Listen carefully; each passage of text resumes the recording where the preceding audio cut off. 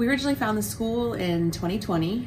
We were looking for a preschool for our son, Ryan, when he was 3. We started him in January of 2021. We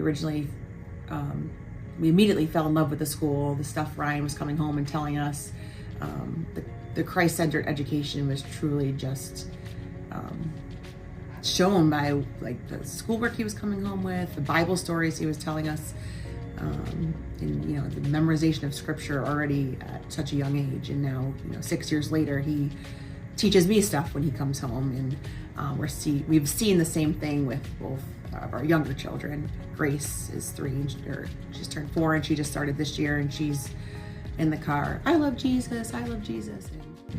So even with things like attitude, the attitudes they come home with are changed. The coursework is really rigorous. So despite the fact that like a Christ-centered education is very important to us, they're actually getting a rigorous education. And then with respect to what we see in the classroom, every teacher that we've seen really seems like they have a calling. It isn't just a job for them. There's no real cynicism or any sort of negativity towards the students. Every single teacher seems to love what they do. They seem to be called by the Lord, and it shows in the way they treat our children. We all get one soul, so my children are my responsibility until they reach adulthood. I'm going to do as much as I can to preserve their integrity, to make sure that they're spiritually receiving what they need to do, and set them up and give them the environment that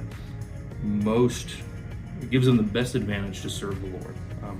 I think that in today's day and age, children are the battlefield, so we can spend our money in many different ways. There's a million different national causes out there. There's a million different options.